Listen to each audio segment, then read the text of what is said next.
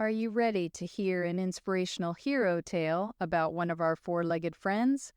My name is Kim, and this is Harry Hero Tales.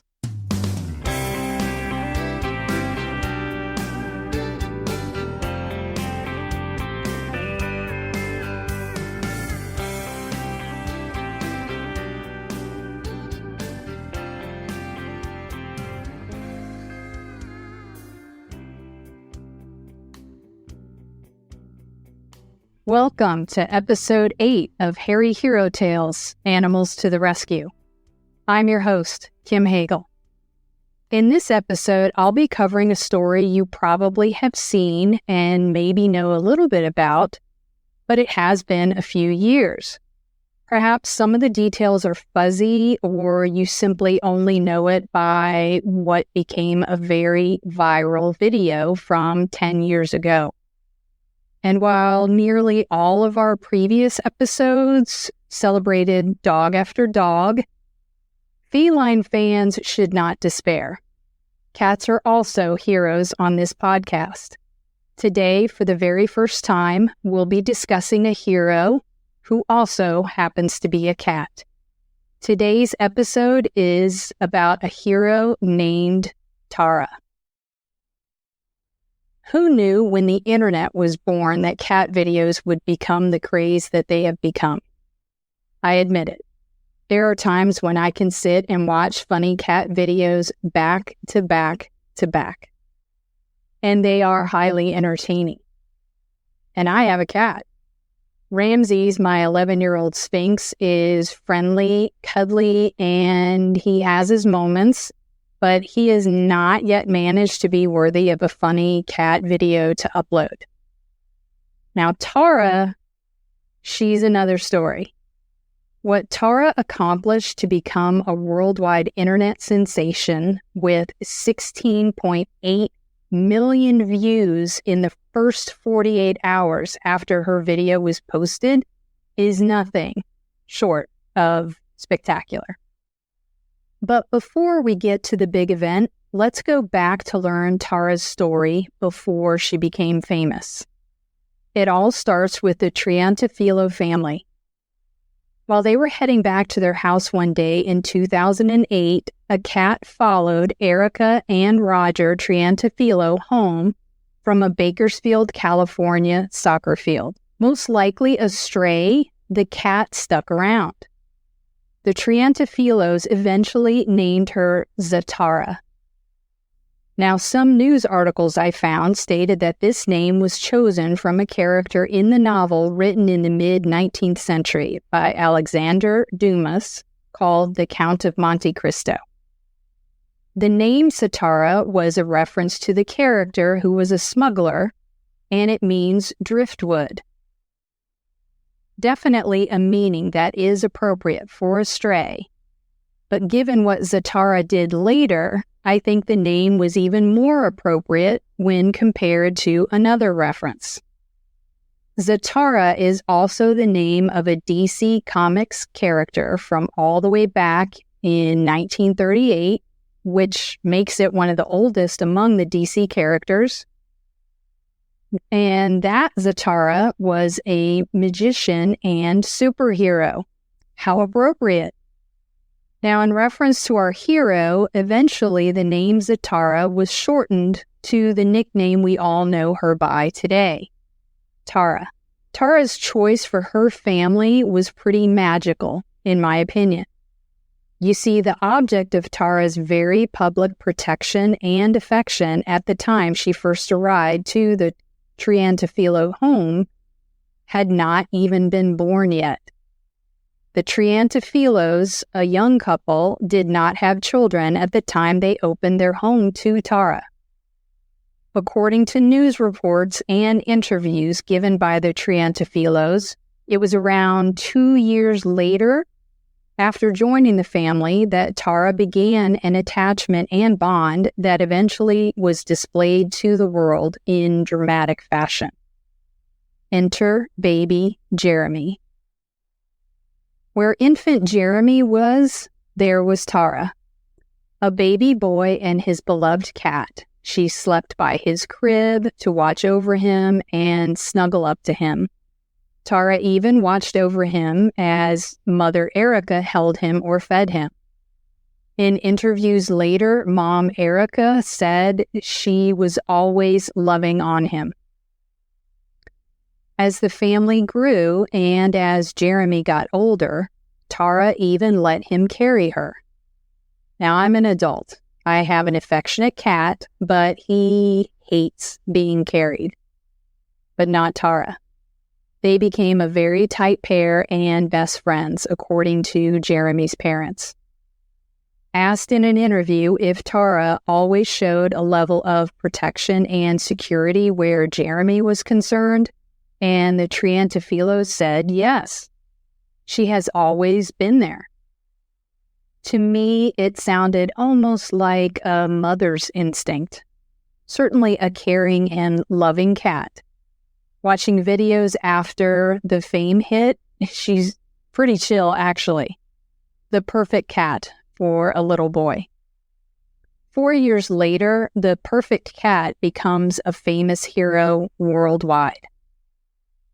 On May 13th, 2014, 4-year-old Jeremy is playing in his front yard after coming home from school with his mother close by, watering flowers. Tara was outside as well, having followed them out as Erica said she always does. Jeremy is scooting around on one of his little brother's bicycles or tricycle on his family's driveway, and he's coming up from the edge of the street alongside the family car towards the front of the Triantafilos' home. At the same time, the next-door neighbor was moving items out of their backyard to their driveway through an open gate. With the opening of the gate, the neighbor's dog slips out without being seen and without a leash. Either smelling or hearing, or maybe even catching a glimpse of little Jeremy, and it looks like from under the Triantafilos' car, the neighbor's dog stops suddenly. He looks intently over towards where Jeremy is and begins to move very quickly towards the other side of the car from where Jeremy is playing. You can then see the dog almost look underneath the vehicle, and then he loops around behind the vehicle. The dog, an 8-month-old Labrador Chow mix named Scrappy, rounds the back of the vehicle quickly and moves up behind Jeremy with what appears to be almost for 1 second just a curious intent, but then things quickly change and he lunges at the little boy and at the little boy's leg. He forcefully whips him off the tricycle, throwing him to the ground hard. And then the dog shakes little Jeremy's leg very violently. And that's when our hero enters. As if she is a DC superhero herself, little Tara, who is probably less than a quarter of the size of the dog, body slams into the dog in what appears to be enough force to push him back not only off Jeremy, but a considerable distance away. The dog, probably stunned and thankfully interrupted from doing any more damage to young Jeremy, spins and runs back towards its own driveway. In what appears to me to be almost a scripted movie hero maneuver and pose, Tara flips in the air to look backwards towards Jeremy very quickly, sees Erica is moving towards Jeremy to help him, and then Tara bolts after the dog, giving chase to make sure it is moving farther and farther away and is not making any attempts to get back towards Jeremy. Soon after, you can see in the video that Tara loops back either under the car or from around the front but is intently standing almost guard to make sure that the dog is remaining wherever it is and nowhere near young Jeremy. Now, where was Jeremy's mother, you might ask, when this whole thing started? She was nearby, and she heard her son cry out. It happened so quickly that she was in complete and utter shock, rushing just after the little black and brown tabby rushed after the dog. Erica runs towards Jeremy and checks on him, but then quickly moves to make sure, just like Tara, that the dog was back in its own yard and away from her son. Now, 911 was called. I listened to the call, and it appears to be the owner of the dog calling to report an incident and that her dog had bitten a child right next door. You can hear crying in the background and what sounds like someone saying, "Get him out of here." Now, this is supposition on my part, but I'm speculating that that was most likely Erica asking them to make sure to secure their dog, who may have still actually been loose. Now, police and paramedics respond. Roger Triantafilo was called, and he rushed home to learn what happened to his family. Now, a quote from him afterwards, he stated, "I panicked when I got the call. You're just trying to figure out what happened, and there were very few details on the phone." So when he arrived, he did not know what exactly had happened, who might have been hurt, and so on. Now, upon arriving home, Roger first checked on his family, making sure that everyone was okay. And obviously, he saw that little Jeremy had been hurt and was being treated for his injuries, but he was relatively fine. Now, Jeremy did ultimately need 10 stitches, so it was a pretty significant bite to his leg. Relieved, Roger still was confused about exactly what happened, asking his wife for a few more details. He wasn't sure if Jeremy had provoked the dog. Had he done something to startle the dog? It wasn't clear to anyone exactly how the attack had happened. Now, as Roger was discussing the situation with officers, he remembered that he had security cameras set up around his house and pointing towards the yard and the driveway. Roger explained later in news media interviews, quote, "Once we pulled the video, I'm watching it with officers, and we were amazed at how the cat reacted. The bite was pretty vicious, the attack from the dog, but to see how Tara reacted in defending him just right away, instinctively, was really heartwarming for us to see," end quote. Roger goes on to explain that if Tara hadn't reacted as quickly as she did, there most definitely would have been more tearing or further bites on little Jeremy, and the wounds would have been greater than what he ultimately suffered. Roger also was grateful that Tara didn't get hurt.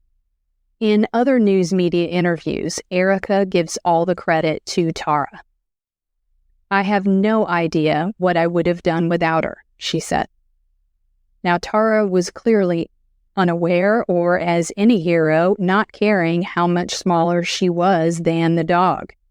She did what she had to do to protect her best friend and her family. In the aftermath, Jeremy was in a bit of shock.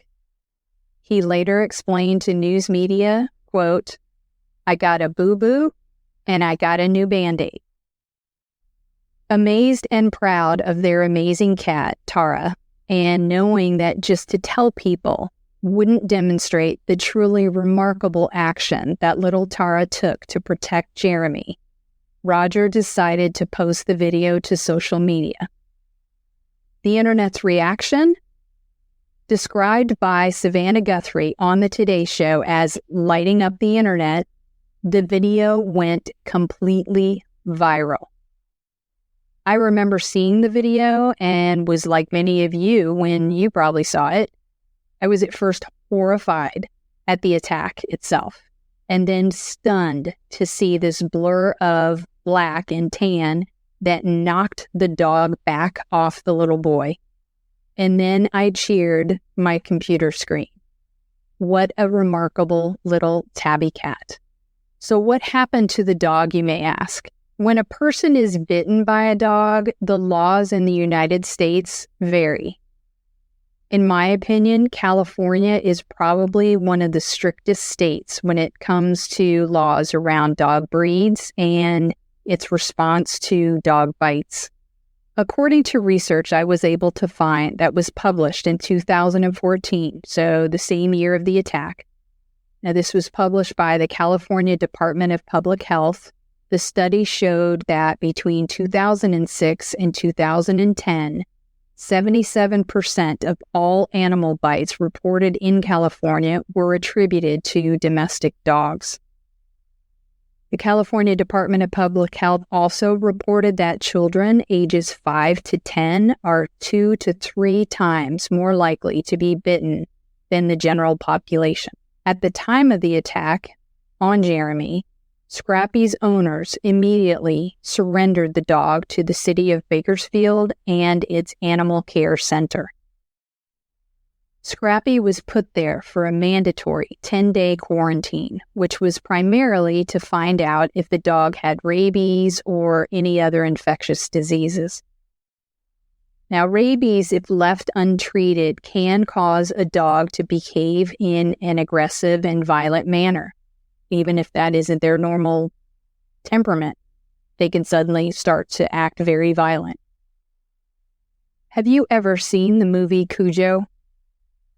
As a child, I loved all dogs, and still do. Even our very assertive and snippy dachshund named Fritzy, who probably wasn't the best choice for little tiny people to share a home with and try to play with, he was not cuddly or friendly. He was a little scary, to be honest with you. But Cujo, I saw that movie when I was still pretty young, and that movie is very hard to forget. And I learned I definitely do not want to be around a dog with rabies. Now, Scrappy's results, I was not able to find where these were actually ever published, released publicly. So technically, we do not know. And I think most likely the fact that nothing was ever published, he did not have rabies, because while he was listed as vicious and dangerous, if he had had rabies, I'd expect they would put that out there immediately, because while he was in quarantine during the 10-day mandatory period, the city was flooded with calls and online petitions not to euthanize him. Now, people probably thought, yes, he injured a child and he attacked him unprovoked. But he was very young, only 8 months old, and with training or proper socialization, he could be rehabilitated. Now, believe me, I get that. I do. But it wasn't a startled dog that suddenly snapped at a little boy. The video shows that Scrappy zeroed in on and almost stalked little Jeremy around the vehicle, and it was completely unprovoked and a very violent attack. Judging from what we saw, that was a scary situation, and a dog that even with a lot of training, who knows how this dog at that point would respond. So the result, Scrappy was not saved. He was, according to the director of the Bakersfield Animal Care Center in a statement on May 24th, 2014, humanely euthanized. The best comment I found regarding Scrappy's end came from the host of Animal Planet's TV show, My Cat from Hell, Jackson Galaxy. Now, he said, quote, "I think it's important that we consider the big picture. Tara was definitely a hero, but that doesn't mean that the dog was a villain. He was overly territorial and he was undertrained. So my comment to Mr. Galaxy is well said, and I totally agree. After the posting of the video went viral, Tara's fame grew and grew. Her family was on interview after interview, starting locally and then moving out at what seemed to be the speed of light around the world. And Tara was honored in several ways. The start of these honors was to be invited by the Bakersfield Blaze, a nearby minor league baseball team, to throw out the first pitch of the game on June 3rd, 2014. Now, this is with the assistance of Jeremy and Dad Roger. On September 26, 2014, Tara was awarded the Blue Tiger Award, which is usually only awarded to military service dogs. Later that same year, Tara became the first non-human to be named the Grand Marshal of the Bakersfield Christmas Parade.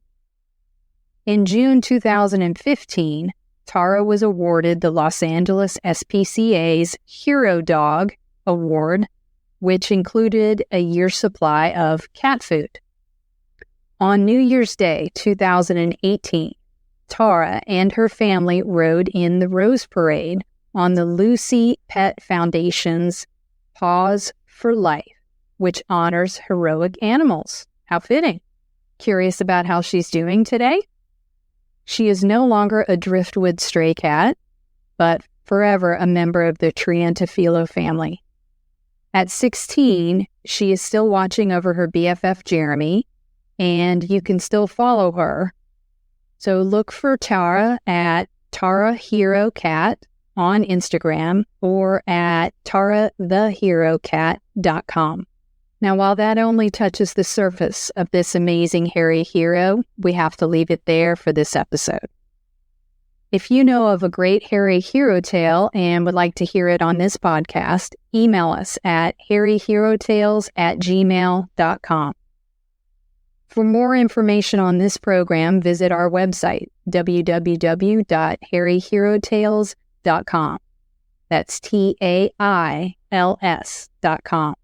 And be sure to follow us on Facebook, Instagram, and wherever you get your podcasts.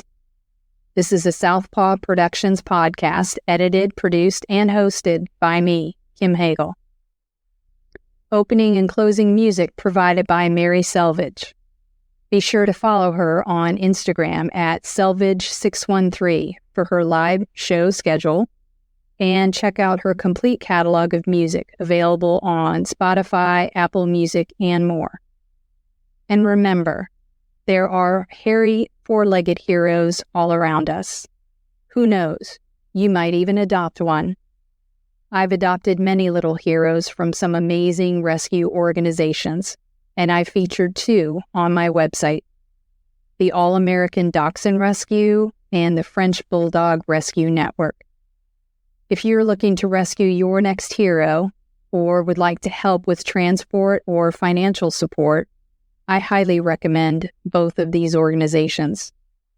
Neither are affiliated with this program in any way, but both have my sincere gratitude and support. Thank you to all of the heroes of the world, and a special shout out to hairy heroes everywhere.